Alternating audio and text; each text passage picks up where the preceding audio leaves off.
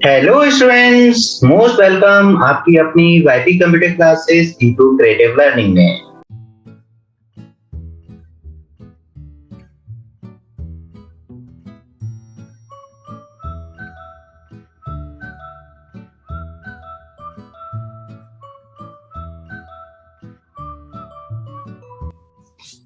Okay sir.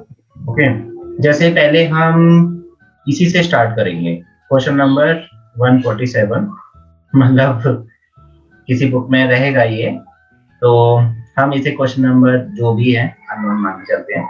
Right a program in C++ to find sum of contents of a array with help of pointer. तो यहाँ पर actually देखा जाए तो ये ऑलरेडी रिटन प्रोग्राम है, ऑलरेडी आंसर आपके पास है। तो अगर इसमें कुछ गलती भी है वो भी हमें निकालना है। ओके, और अगर कोई गलती नहीं है तो हमें वो सारी स्टेप को समझना है। क्योंकि पॉइंटर ऑलरेडी काफी लिटिल बिट कंफ्यूजिंग ही है, बट अभी मुझे नहीं लगता कि आपको कंफ्यूजन हो रहा होगा पॉइंटर में। अभी फिलहाल तो नहीं है। क्वेश्चन समझ में आया? Write a program in C++ to find sum of contents of an array with the help of pointer. Sir ये क्वेश्चन किया है हमने। हाँ, तो इसे इस आंसर के थ्रू समझना है और ये देखना है कि कुछ एरर है क्या। अगर है तो निकालेंगे, नहीं है तो फिर एज इट इज समझ के चलेंगे। सब बस यहाँ पे ये एंड A0 जो है वो अब देखो, यहाँ आपको एक नया कॉन्सेप्ट मिल रहा है। हमने जो सीखा था वो इस टाइप से सीखा था कि हम पहले पॉइंटर को डिक्लेयर करते थे और उसके बाद p is equal to a use करते थे। या तो आप p is equal to a, मतलब एरे का नाम आप डायरेक्टली यूज करो। ये लाइन और ये लाइन दोनों का मीनिंग एक ही है। इसमें फर्स्ट एलिमेंट का एड्रेस यहाँ स्टोर हो रहा है और यहाँ पर भी फर्स्ट एलिमेंट का एड्रेस स्टोर हो रहा है। ओके, ये लेकिन एंड क्यों लगाया? हम यूजुअली तो एंड नहीं लगाते हैं। हाँ, मैं बताता हूँ, दोनों में डिफरेंस देखिए। और डायरेक्टली अगर हमें ऐसे लिखना है तो हम ऐसे भी लिख सकते हैं, दैट इज आल्सो पॉसिबल, जैसे इन्होंने लिखा है डायरेक्ट। एक्चुअली जब आप डिनोट करोगे सिंगल एलिमेंट को, देखो दोनों में डिफरेंस देखो। यहाँ पर मैं केवल एरे का नाम यूज कर रहा हूँ और यहाँ पर हम उस एरे का एक एलिमेंट यूज कर रहे हैं, that is the first element. तो when you use the element then you have to use %, for getting the address। But अगर आप एरे का नाम यूज करोगे तो एरे का जो नाम है वो अपने आप में ही फर्स्ट एड्रेस होता है एलिमेंट का। फर्स्ट एलिमेंट का एड्रेस वो लेके चलता है। तो यहाँ पर जैसे अगर आपके पास 10, 20, 30, 40, यहाँ तो आपको दिखाई दे रहा है कि 10 इज दिस, राइट। और यहाँ पर पता ही नहीं चल रहा है, ये तो पूरा एरे का नाम है, तो इसका मतलब पहला एलिमेंट ही है। सर वहां पे फिर यहाँ जो हमने राइट साइड में ये आपने रेड से किया है int asterisk p equals to a, यहाँ पे int p equals to a नहीं होना चाहिए? नहीं, एक्चुअली वही है। मैं दोनों में डिफरेंस बता देता हूँ।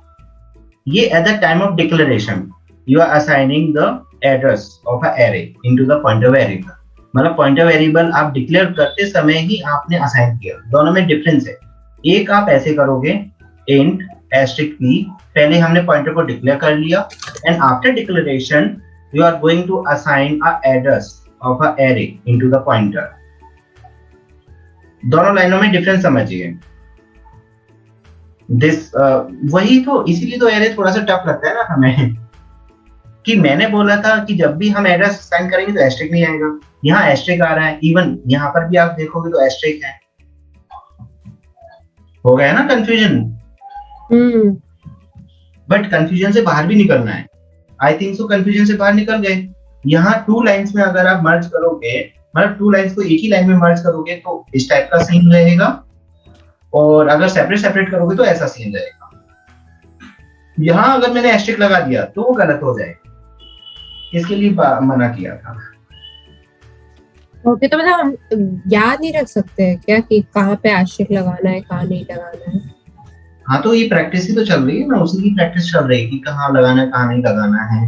अगर eight the time of declaration आप, क्योंकि पॉइंटर भी बताना है, अगर आपने यहाँ से एस्ट्रिक हटा दिया तो हम कैसे इसे एज्यूम करेंगे कि पॉइंटर वेरिएबल है, बताओ? क्योंकि हम डिक्लेयर कर रहे हैं ना पॉइंटर को अभी अभी। सो तीनों वेज करेक्ट है ना? यस, तीनों वेज करेक्ट है। या तो आप ये यूज कीजिए, ये यूज कीजिए। गलत कौन सा हो जाएगा? जब आप मिक्स कर दोगे। जब आप मिक्स कर दोगे तब गलत हो जाएगा। फर्स्ट वे ये हो गया। सेकंड वे आपका int asterisk p is equal to a, I am taking whole array name only, and या फिर आप इस टाइप से भी int asterisk p semicolon and p is equal to a। ये हो गया third way. And we have fourth way also. Fourth क्या होगा? इसी का एक्सटेंडेड वर्जन, कि अगर मैंने यहां पर भी eight the time of declaration नहीं किया, एस्ट्रिक पी किया, और उसके बाद में असाइन करना चाहता हूं, तो p is equal to m% a of 0, इस टाइप से लिखना होगा। ओके, तो एंड% क्यों बोलते हैं? सेकंड सिर्फ एंड क्यों नहीं, इसका नाम है ना m%। वो तो हम अपनी लैंग्वेज में एंड बोलते हैं, जबकि उसका एक्चुअल नेम m% है। m%? यस। तो यहाँ पर हमने एड्रेस ले लिया, फिर ये s इक्वल टू 0 i, और फिर हमने लूप लगाया, और यहाँ ये जो कैपिटल S है वो कैपिटल नहीं है, वो स्मॉल ही है, वो गलती से कैपिटल टाइप हो गया है। फिर हमने पॉइंटर को आगे मूव किया, और ये सबसे पहले तो बताओ कि इस प्रोग्राम में कुछ एरर नजर नहीं आ रहा आपको? अरे एक सेकंड, मैं अभी पढ़ ही रही थी। सर हमने एरे का वो तो दिया ही नहीं कि वो कितने का है। Yes exactly.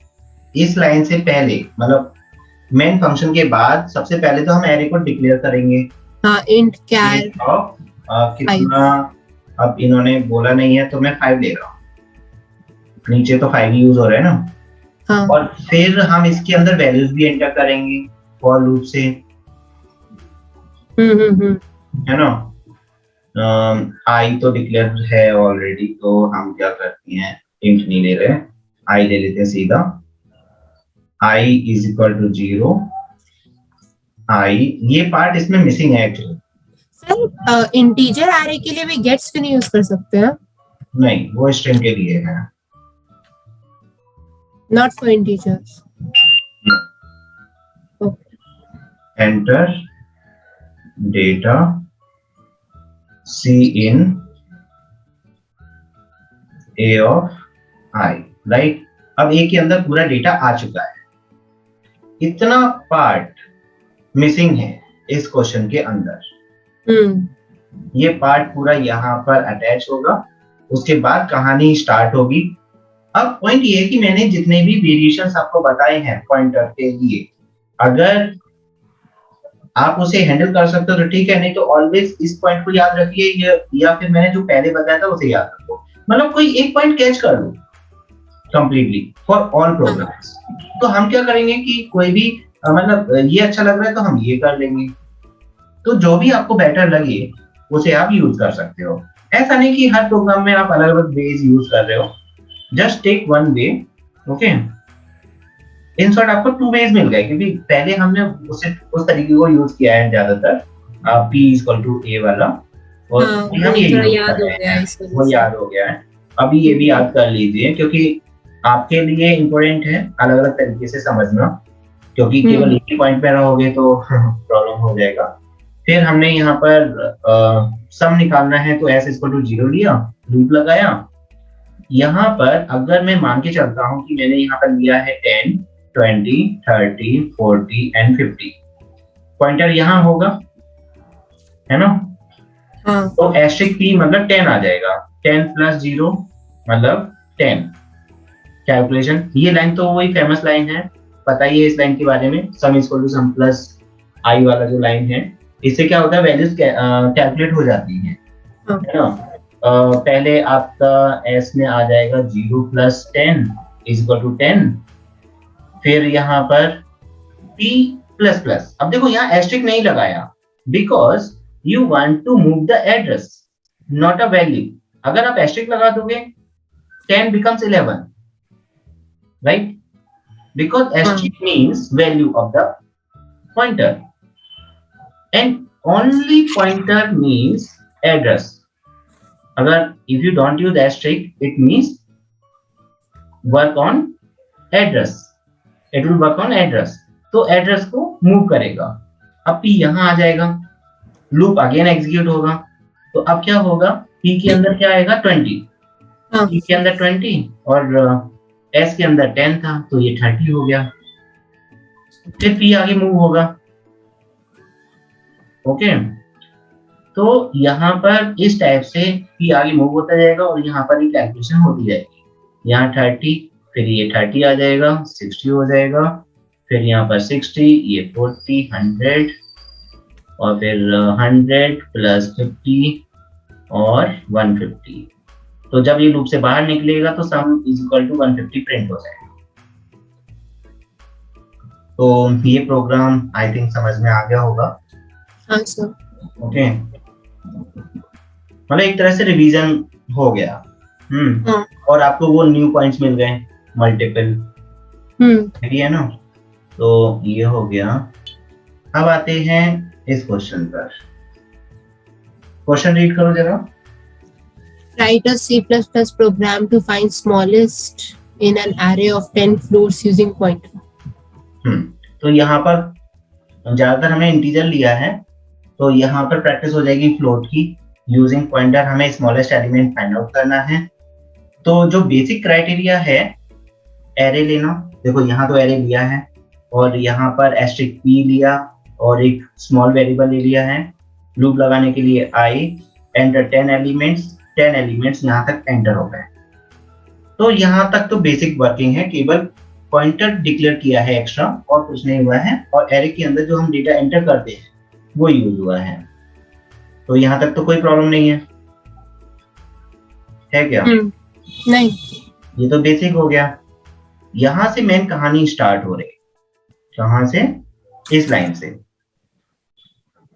तो यहाँ पर उन्होंने वो सेकंड फेज यूज किया है। पहले पॉइंटर को डिक्लेयर कर लिया एस्ट्रिक p, उसके बाद p is equal to m% a of 0 use किया है।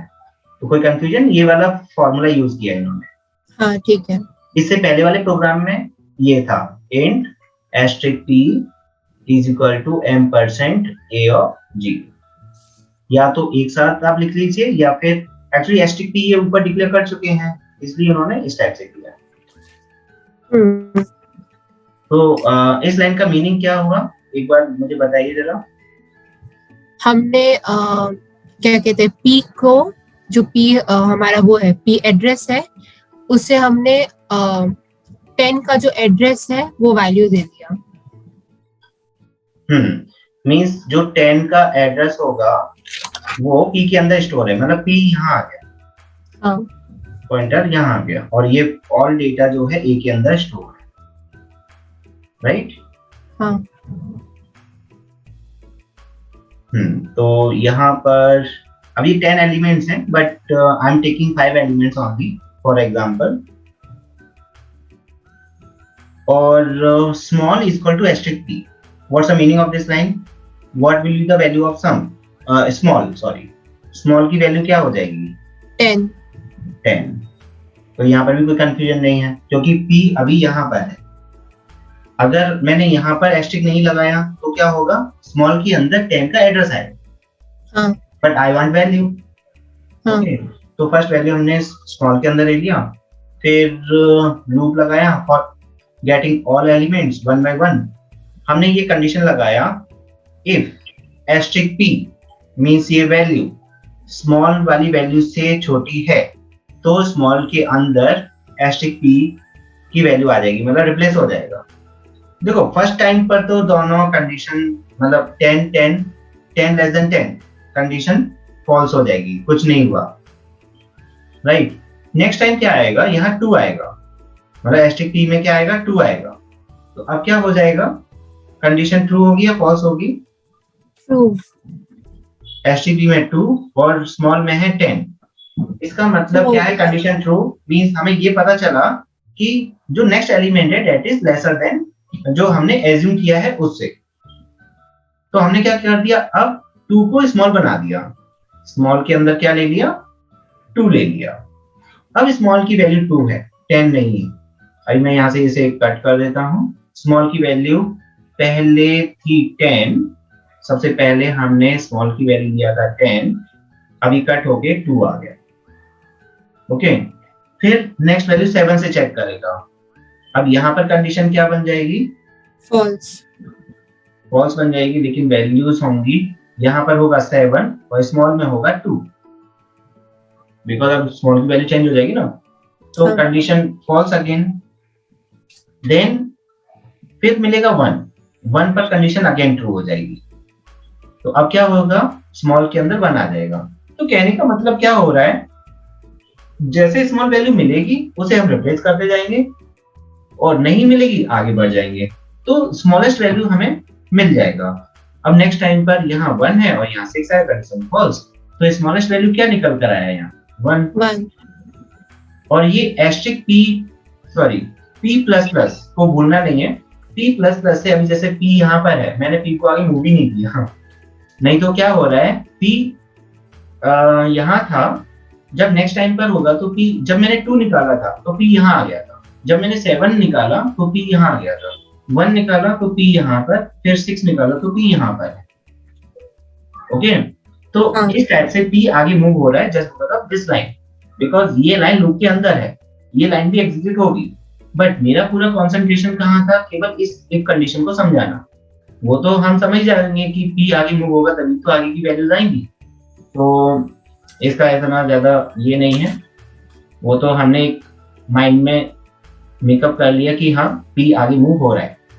अगर आपने ये स्टेप लगाना भूल गए तो p आगे मूव ही नहीं होगा और वैल्यू निकलेंगी नहीं, लूप चलता रहेगा, बट p यही रहेगा और उसके बाद ये प्रिंट हो जाएगा। कोई कंफ्यूजन इसमें? नहीं सर। ओके, मतलब एक तरह से रिवाइज हो रहा है ना? हाँ। अब इस क्वेश्चन को देखते हैं और थोड़ा सा डिफरेंट तरीके से है, हम बुक के फॉर्मेट को समझने की कोशिश कर रहे हैं और जो हमने किया था वो विदाउट बुक किया था, इवन विदाउट फंक्शन किया था। अब देखो यहाँ आपका यूजिंग फंक्शन आ जाएगा, मतलब कुछ ना कुछ तो नया मिलेगा ही मिलेगा आपको। कॉपी हमने किया है, कॉपी एरे, बट स्ट्रिंग का किया है, न्यूमेरिक का नहीं किया। यहाँ एक तो न्यूमेरिक मिलेगा और यूजिंग फंक्शन मिलेगा, तो प्रॉफिट तो है। तो पहले क्वेश्चन रीड करो।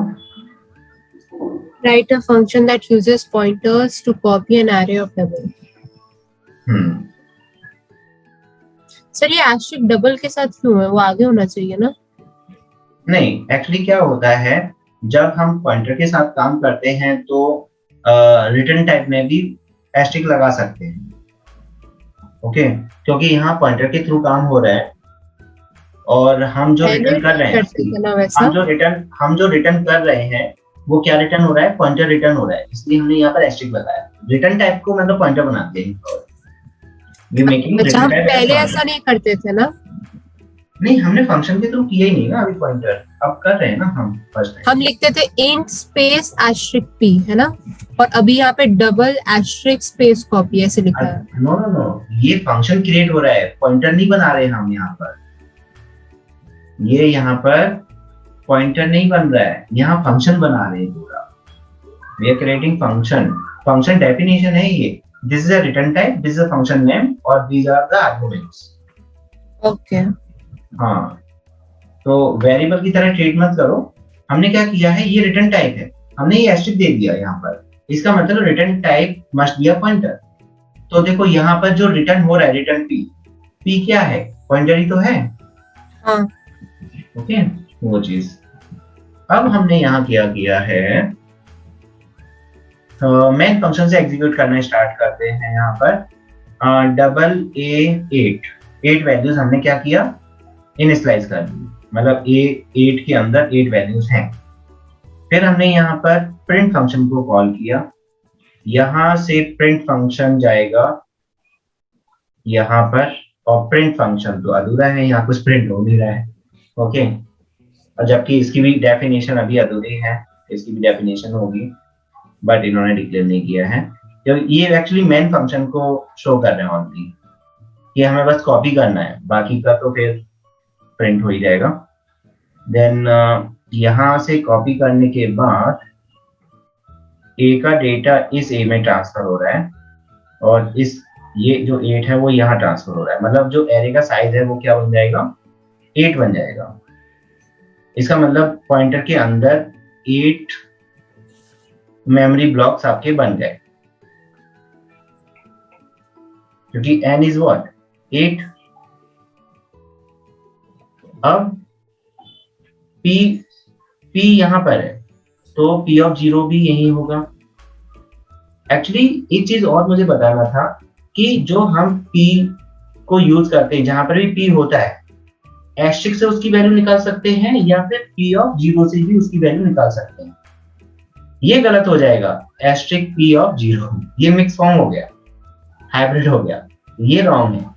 सर या तो एस्ट्रिक p से, या तो एस्ट्रिक p से वैल्यू निकालो या p ऑफ 0 से वैल्यू निकालो। मतलब यहाँ asterisk sorry p of i है ना, या तो आप यहाँ एस्ट्रिक p लिख सकते हो, you can able to write asterisk p here. आपको पोजीशन बताने की जरूरत नहीं है, जैसे हम अभी तक कर रहे थे उस टाइम।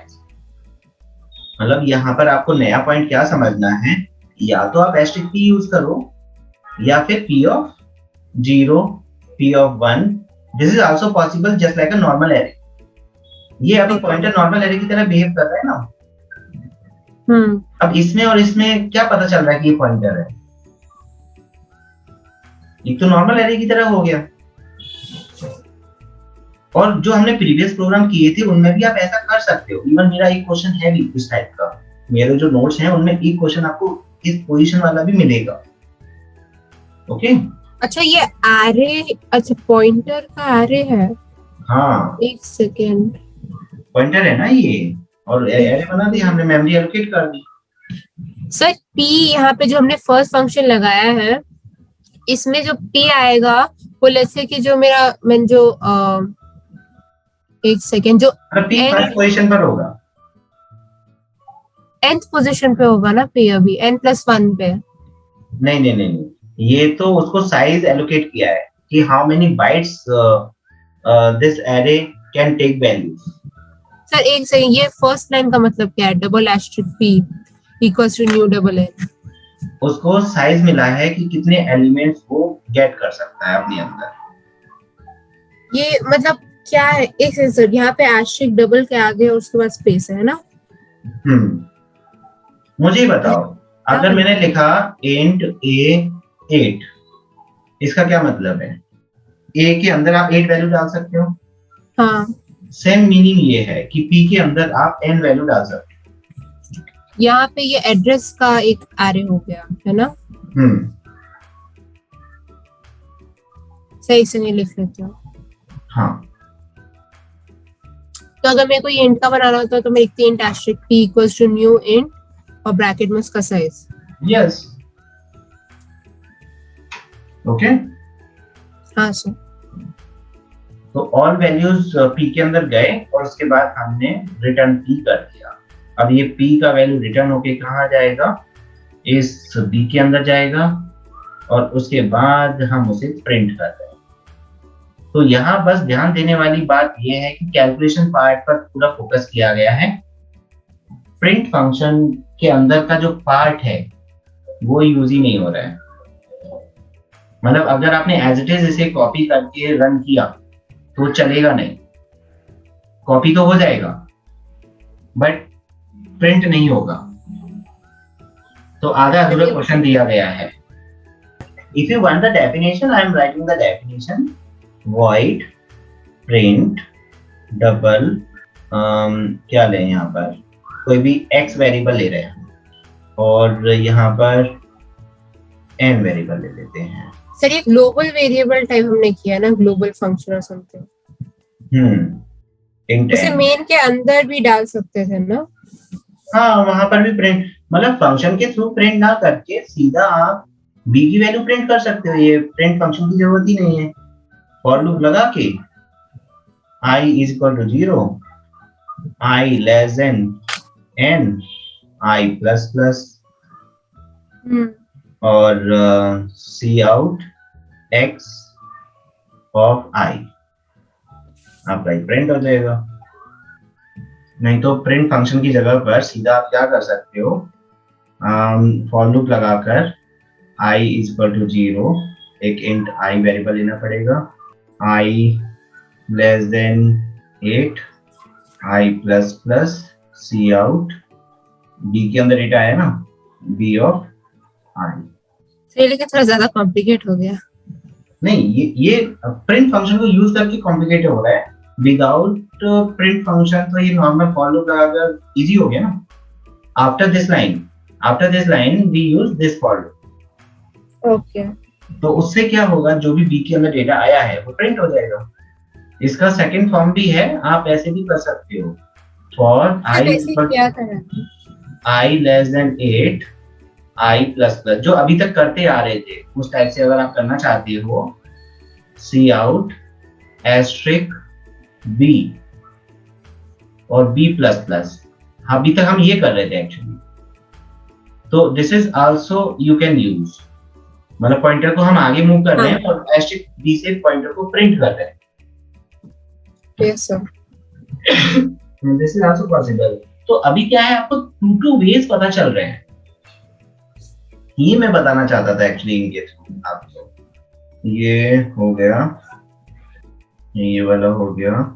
अब इसे देखते हैं, ये तो जो अभी हमने मिनिमम वाला किया था बिल्कुल वैसा ही है, इसमें मैक्सिमम वैल्यू निकालना है, लॉजिक सेम रहेगा। मिनिमम के केस में क्या था कि स्मॉलेस्ट वैल्यू मिलेगा उसे ओवरराइट कर देंगे, यहाँ लार्जेस्ट वैल्यू मिलेगा उसे ओवरराइट कर देंगे। तो write a program in C++ to read a set of numbers from the keyboard and find out largest number in given array using pointer। तो स्टार्ट करते हैं, a is equal to 100, b asterisk ptr, d max is equal to 0। जो largest element आएगा वो max के अंदर आएगा। हमने पहले से मैक्स को क्या एज्यूम कर लिया, 0 एज्यूम कर लिया।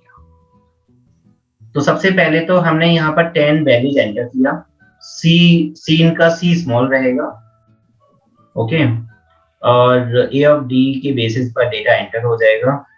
तो एंटर में कोई प्रॉब्लम नहीं है। एंड देखो यहाँ पर इन्होंने फिर दोनों ही पॉइंट लिखे हैं, यहाँ समझदारी इन्होंने दिखाई है, ptr equal to a slash ptr equal to ampersand a of 0। दोनों लाइन वैलिड है, चाहे तो आप ये यूज करो चाहे आप ये यूज करो। तो इसमें थोड़ा उन्होंने समझदारी दिखाई, राइट, मतलब बुक ने। फिर एक और लूप लगाया, d equal to 0, d less than equal to 9। और हाँ, ये लाइन किसे नहीं समझ में आएगा या ये वाला जिसके बेसिक्स क्लियर नहीं है, तो पॉइंटर के पहले बेसिक्स क्लियर करना पड़ेगा, इट मींस बेसिक्स के वीडियो देखने पड़ेंगे, तब ये पॉइंट समझ में आएगा। अगर नहीं समझ में आ रहा है तो मतलब पहले प्रीवियस वीडियोस देखने पड़ेंगे पॉइंटर के। एक्चुअली मैं पॉइंटर की वीडियोस भी अपलोड करने वाला हूँ, इवन ये भी हो सकता है कि मैं अपलोड करूँ। हाँ सर, रिकॉर्ड किया मुझे लग रहा था। हाँ वही, तो क्योंकि फिर बार बार एक्चुअली पॉइंटर की जरूरत पड़ती है रिवीजन के लिए, तो बाद में आप ये अभी सोचो, यही अगर एज अ वीडियो फॉर्मेट में आप देखोगे तो नहीं रिवाइज होगा या नहीं समझ में आएगा आफ्टर 1 मंथ। हाँ सर, रिवीजन के लिए अच्छा है, रिवीजन के लिए अच्छा है ना, आप मुझे परेशान नहीं करोगे, वीडियो से ही क्लियर हो जाएगा। फिर यहाँ पर if asterisk p greater than max, मतलब वो लेस देन वाली जो कंडीशन लगाई थी वही कंडीशन है यहाँ पर, वहां लेस देन था यहाँ ग्रेटर देन कर दिया। अगर वैल्यू बड़ी मिलेगी तो वी विल ओवरराइट। एक एग्जांपल से समझ लेते हैं इसे, सपोज 10 है, फिर 20 आया, फिर 15, 16, फिर 40, फिर 30। तो पहले तो मैक्स में 0 है, फर्स्ट टाइम तो कंडीशन ट्रू होनी ही है, क्योंकि यहाँ पर 10 है और ये 0 है, तो मैक्स के अंदर 10 आ जाएगा। Now value of max is 10। फिर नेक्स्ट आएगा 20। नेक्स्ट 20 की केस में क्या होगा, अब देखो यहाँ पर हम एरर कैच कर सकते हैं, एक एरर मिल गया, क्योंकि अब मैं वो पॉइंट ढूंढ रहा था जो हमने बाद में एक्सप्लेन किया था मिन के केस में, मिनिमम वैल्यू निकालने के केस में। यहाँ देखो पॉइंटर को ये मूव नहीं कर रहे हैं, see where is movement, ptr plus plus होना चाहिए या नहीं? हाँ, ये स्टेटमेंट है ही नहीं, वहां पर हमने इसे इग्नोर कर दिया था। ओके, तो यहाँ पर इन्होंने इसे इग्नोर कर दिया, मतलब यहाँ तक उन्हें, मतलब जो हम अच्छाई कर रहे थे वो डाइजेस्ट हुई नहीं। यहाँ पर गलत कर दिया। तो मतलब ये है कि बुक में ज्यादातर मिस्टेक्स रहते हैं। तो यहाँ पर ये है कि इफ के बाद PTR प्लस प्लस आएगा। ओके, क्योंकि जब तक पॉइंटर मूव नहीं करेगा तब तक काम नहीं चलेगा। और फिर 20 आया, कंडीशन अगेन ट्रू हो जाएगी, तो यहाँ 20 आ जाएगा। अब 15 के केस में कंडीशन फॉल्स हो जाएगी, क्योंकि ये 20 है और ये 15 है, कंडीशन फॉल्स। फिर 16 पर भी कंडीशन फॉल्स हो जाएगी, 40 पर कंडीशन ट्रू हो जाएगी अगेन। तो मैक्स के अंदर क्या आ जाएगा, 40 आ जाएगा, एंड देन फिर कंडीशन फॉल्स। तो एट द एंड मैक्स के अंदर क्या आ गया, 40, that is the maximum value out of these values. तो यहाँ पर 40 प्रिंट हो जाएगा, राइट? Yes sir. तो मैक्स और मिन लॉजिक इज सेम। यहीं पर अगर मुझे मिनिमम की वैल्यू निकालनी है तो मैं क्या करूंगा, if asterisk PTR less than min और min is equal to asterisk PTR, हो गया।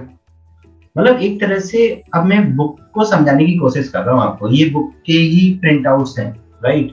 ये मैंने कहीं ना कहीं बुक से निकाले हैं प्रिंट आउट। तो उसमें हम ये भी चेक कर रहे हैं क्या गलतियां हैं, क्या उसमें और हमें नया सीखने को मिल रहा है। Write a program in C++ to initialize the array of 10 floats and print all array element using pointer. तो इसमें तो केवल प्रिंट करना है। ओके, तो पहले हमने इनिशियलाइज कर दिया 10 एलिमेंट, एक फ्लोट पॉइंटर लिया, उसको रिलेट कर लिया p equal to m% a of 0। इसका दूसरा लाइन क्या हो सकता है, p equal to a of, मतलब हम भी दोनों लेके चल रहे हैं, दोनों में कोई भी यूज कर सकते हो, दोनों का मीनिंग एक ही है। एंड देन इस लाइन की जगह पर p इक्वल टू a भी आप यूज कर सकते हो।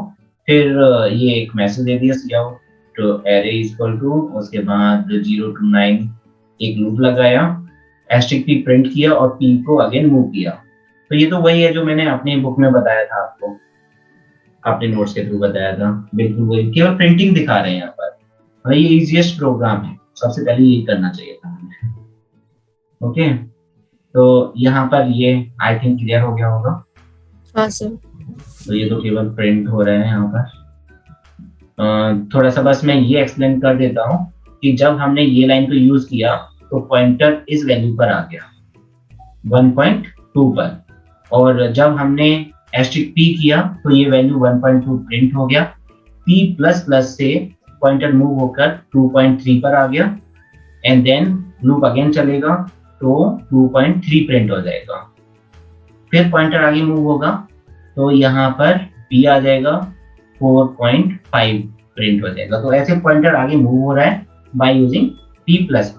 अगर हम एस्ट्रिक p++ कर देते हैं गलती से तो ये जो 1.2 है इसमें 2.2 हो जाएगा, फिर 3.2 हो जाएगा, मतलब 1 इंक्रीज होगा इसी नंबर के अंदर।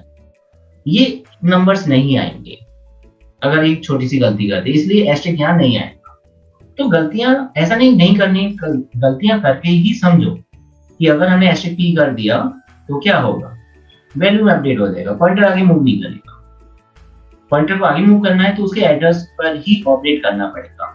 तो ये हो गया। नेक्स्ट पे चलते हैं। पॉइंटर का जबरदस्त रिवीजन हो गया इन शॉर्ट, है ना? हाँ सर।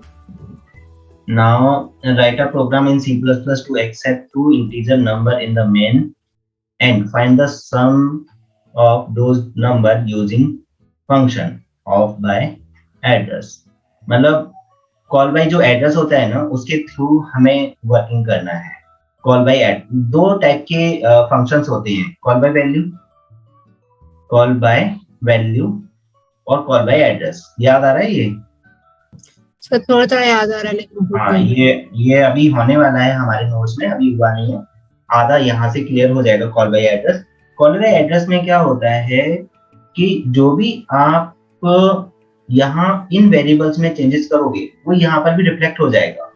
बट इस क्वेश्चन में तो ऐसा कुछ हो नहीं रहा है। इस क्वेश्चन में तो क्या है, बस हमें कॉल बाय रेफरेंस यूज करना है इट मीन्स यहाँ पर हमने दो वेरिएबल लिए, इनका एड्रेस यहाँ असाइन होगा जो कि हमें साफ दिखाई दे रहा है। n1 का एड्रेस कहाँ असाइन होगा, x के अंदर, n2 का एड्रेस कहाँ असाइन होगा, y के अंदर। तो इसमें तो कोई कंफ्यूजन नहीं है क्योंकि यही तो लिखते हैं हम, *x is equal to m% n1 when we declare। तो ये वाली लाइन हो गई इन शॉर्ट। तो यहाँ पर ये वैल्यूज आने के बाद उनको प्लस करके s के अंदर ट्रांसफर कर दिया, उसे रिटर्न कर दिया, और रिटर्न होकर ये वैल्यू कहाँ जाएगी, सम के अंदर, और उसके बाद ये प्रिंट हो जाएगा। बस ये है कि यहाँ पर वेरिएबल्स का थोड़ा कंफ्यूजन है क्योंकि यहाँ स्मॉल सम है और यहाँ कैपिटल सम प्रिंट करे, तो ये भी एक एरर है, यहाँ पर स्मॉल सम आएगा। ओके, तो ये एरर तो नॉर्मली बुक में मिलती ही है, छोटी मोटी एरर्स। सर यहाँ पे एंड n1 एंड n2 क्यों किया है? बिकॉज हमने डिक्लेयर पॉइंटर किया है, सी डिक्लेरेशन। अगर आप एस्ट्रिक हटा दोगे तो यहाँ एरर आ जाएगा। मतलब हमें ये प्रोग्राम करना है यूजिंग पॉइंटर, तो हमें वैल्यू पास करनी है जस्ट लाइक अ पॉइंटर, जैसे पॉइंटर में होता है। तो देखो यहाँ पॉइंटर दिया है ना, डिक्लेरेशन पे ही हमने बता दिया कि we need a pointer variables. इसे वॉइड मेन के अंदर भी ले सकते थे ना डिक्लेरेशन को? हाँ, वो लोकल हो जाता, अभी एक लोकल है। ये आपका डिक्लेरेशन हो गया, this is a calling. Sir बीच में कॉमा आना चाहिए ना, इन सम एंड कॉमा आएगा, और ये है डेफिनेशन। तो हमने डिक्लेयर किया रिटर्न टाइप इंट, फंक्शन नाम ऐड, और यहाँ बता दिया कि हम पॉइंटर यूज करने वाले हैं। एस्ट्रिक से ये पता चल जाता है कि you can pass reference variable का रेफरेंस पास कर सकते हो। तो m% n आपने पास किया यहाँ पॉइंटर के अंदर, इधर ये पास हुआ इस टाइप से। अगर ये एस्ट्रिक नहीं लगाएंगे तो आप ऐसे पास नहीं कर सकते हो। यहाँ नॉर्मल वेरिएबल रखने पड़ेंगे, यहाँ पर भी नॉर्मल आपको यूज करना पड़ेगा। फिर क्या है, दोनों प्लस कर दिया और रिटर्न कर दिया, रिटर्न होकर वैल्यू यहाँ जाएगी और उसका प्रिंट हो जाएगा। ये स्मॉल है। नेक्स्ट पे चले। सर एक सेकेंड, जब हम लोग एंड n1 बोलते हैं तो उसका मतलब क्या होता है? एड्रेस। तो यहाँ पे हम लोग एड्रेस को क्यों ऐड कर रहे हैं? ऐड नहीं कर रहे हैं, एड्रेस को ट्रांसफर कर रहे हैं। कहाँ पर? पॉइंटर के अंदर। पॉइंटर क्या लेता है, भूल गए? Pointer takes always address of the variable. हाँ। और जब अब x के अंदर, एस्ट्रिक x के अंदर किसका एड्रेस आ चुका है, m% n1 का आ गया, राइट? ये x है। सर लेकिन जब हमने इंट एस्ट्रिक x बोला, मतलब हमें उसमें कुछ वैल्यू डालना होगा ना, एड्रेस नहीं डालना होगा ना? डाल तो दिया ना, यहाँ n1 के अंदर 10, n2 के अंदर 20, यहाँ सीन हो रहा है ना। और सर ये जो एंड n1 है उसका तो मतलब एड्रेस हुआ ना? हाँ, अब मैं दोबारा से बता देता हूँ तो क्लियर हो जाएगा। मैं सोच रहा था ऐसे ऊपर से बता दिया तो हो जाएगा। पहले देखो, नॉर्मली चल रहे हैं, ये दो वेरिएबल आपको दिखाई दे रहे हैं, n1 n2। हाँ। सीन से क्या होगा, n1 के अंदर वैल्यू जाएगा 10, अपनी तरफ से मैं मान के चल रहा हूँ। n2 के अंदर वैल्यू जाएगा 20, दो वैल्यूज देगी। यहाँ पे समझ में आया? हाँ। अब यहाँ पर हमने पास किया m% n1। m% का मतलब है, m% का मतलब 10 तो होगा नहीं, m% n1 का मतलब है इसका एड्रेस। इसका क्या? एड्रेस। ये एड्रेस जा रहा है किसके अंदर, एस्ट्रिक x के अंदर। एस्ट्रिक x के अंदर क्या है, एड्रेस किसका, n1 10 का। यहाँ तक क्लियर हुआ? सर लेकिन जब हम लोग बोलते हैं एस्ट्रिक p तो उसका मतलब तो होता है ना value at the address p। आप यही तो कंफ्यूज हो रहे हो ना। यहाँ पर देखो इंट लगा हुआ है, ये डिक्लेरेशन टाइम है। ओ अच्छा। हाँ, int asterisk x is equal to m% a। आप डिक्लेरेशन टाइम पर ऐसे ही तो यूज करते हैं। हम एस्ट्रिक तब नहीं लगाते जब हम पहले से x को डिक्लेयर कर लिया और फिर हम x के अंदर a एड्रेस डालना चाहते हैं, तब एस्ट्रिक नहीं लगाते। अगर 2 लाइन्स में स्प्लिट करोगे, यहाँ पर 2 लाइन में स्प्लिट नहीं हो रहा है ना, यहाँ सीधा सीधा जा रहा है। अभी आया समझ में? हाँ सर, थोड़ा समझा। इसीलिए तो कंफ्यूजन रहता है ना। देखो हर मोमेंट में क्या हो रहा है, उसकी फंक्शनलिटी चेंज हो रही है। That's why pointer is tough, है ना, कि कहीं मैं कुछ और बोल रहा हूँ, कहीं कुछ और बोल रहा हूँ, कहीं कुछ और बोल रहा हूँ, वो मिक्स हो रहे हैं। तो आपके माइंड में मिक्स हो रहे हैं, मेरे माइंड में वो मिक्स नहीं हो रहे हैं, बिकॉज वो प्रॉपरली अरेंज्ड है। अगर आपके माइंड में वो प्रॉपरली अरेंज्ड हो जाएंगी थिंग्स, तो फिर आपका भी प्रॉब्लम नहीं होगा, है ना। फिर अब देखो यहाँ तो एड्रेस आ रहा है, और जो आप बात कर रहे थे वैल्यू, यहाँ पर वैल्यू आ जाएगा, कौन मना कर रहा है। यहाँ 10 आ जाएगा ना, और यहाँ 20 आ जाएगा। जो आप बात कर रहे थे कि सर एस्ट्रिक लगा के वैल्यू आ जाती है, तो यहाँ एस्ट्रिक लगा के वैल्यू आएगी 10 20, एस के अंदर 30 आ जाएगा, और ये 30 यहाँ पर रिटर्न हो जाएगी। अब क्लियर हुआ? समझा। लास्ट बचा है, ये थोड़ा सा स्ट्रिंग का आ गया। चलो स्ट्रिंग भी आ जाना चाहिए था, वो भी आ गया। पहले क्वेश्चन को पढ़ लो। पॉइंटर के स्टार्टिंग से वीडियोस आने वाले हैं, मतलब 4-5 दिन के बाद अपलोड हो जाएंगे। एंड देन यहाँ पर ये write a C++ program to accept sentence and print the sentence using pointer. तो ये वही प्रोग्राम हो गया सिंपल। वहां पर इंटीजर डबल को प्रिंट किया था, यहाँ पर स्ट्रिंग को प्रिंट करना है। तो यहाँ एक कैरेक्टर एरे ले लिया, वहां डबल एरे लिया था, आई एस्ट्रिक ptr, फिर एक सेंटेंस एंटर कर लिया। मतलब सब कुछ वही रहने वाला है, ज्यादा कुछ चेंज नहीं होगा। एंड देन सेंटेंस एंटर किया। अब ये जो scene.getLine वाला फंक्शन है, यहाँ पर हम गेट्स यूज करते हैं जनरली, है ना, मैंने ये बताया आपको। और अगर C++ में बात आती है, ये C का फंक्शन हो गया, C लैंग्वेज, बट हम C++ में भी इसे यूज कर सकते हैं। और C++ में cin डॉट वो भी गलत लिखा है, जेंट लाइन कर दिया है, गेट लाइन होता है, गेट लाइन a,80। गेट्स ऐसे दोनों में यूज कर सकते हैं ना? हाँ गेट्स आप दोनों में यूज कर सकते हो, गेट्स इज वेरी इजी। और आप नॉर्मल सीन भी यूज कर सकते हो, दोनों में बस यही डिफरेंस है। अगर आपने नॉर्मल सीन यूज किया इन दिस केस, स्ट्रिंग के केस में, कैरेक्टर एरे के केस में, तो क्या होता है, अगर आपने लिखा हेलो C++, तो बीच में जो स्पेस अगर आ जाता है, तो ये केवल फर्स्ट वर्ड लेगा, C++ को रिमूव कर देगा in case of cin. Okay, for one. हाँ, in case of gets or scene.getLine, it will take whole string. तो getLine और gets दोनों से ये क्या करेगा, hello C++ और आगे के जितना भी पूरा सेंटेंस है वो कंप्लीट ले लेगा। ये क्या करता है, ये स्पेस तक लेता है, जैसे स्पेस मिल जाएगा, स्पेस से पहले वाला स्ट्रिंग ले लेगा, स्पेस के बाद वाला स्ट्रिंग को हटा देगा। इसलिए we don't use this one. हाँ, कोई वन वर्ड आपको एंटर करना है, then you can use cin।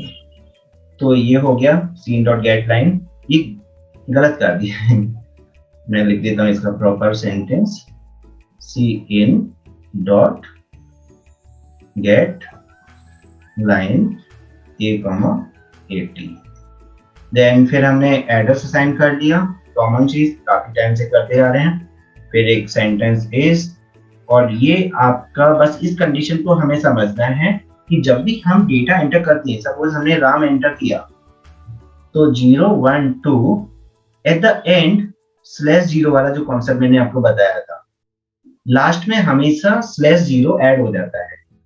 In case of string only, numeric data में नहीं होता। 10 20 30 अगर आपका कोई न्यूमेरिक एरे है, इंट a न्यूमेरिक है, तो वहां /0 का कोई कॉन्सेप्ट नहीं है, यहाँ /0 का कॉन्सेप्ट है।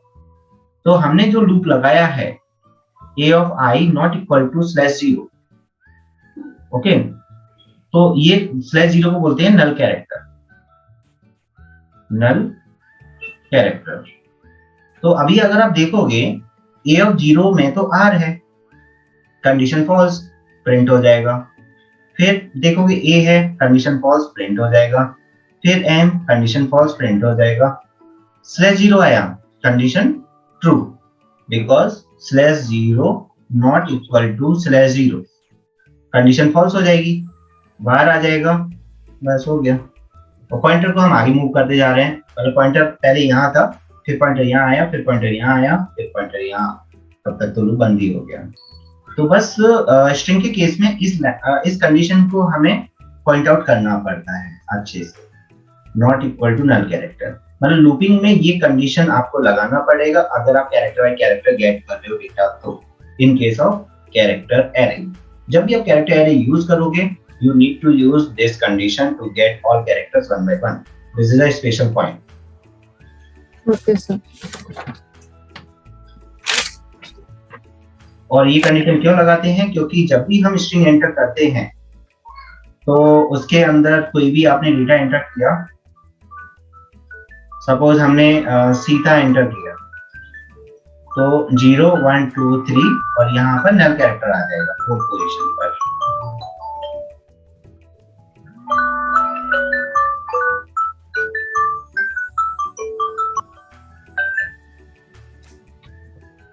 प्रोग्राम भी सभी हो गए।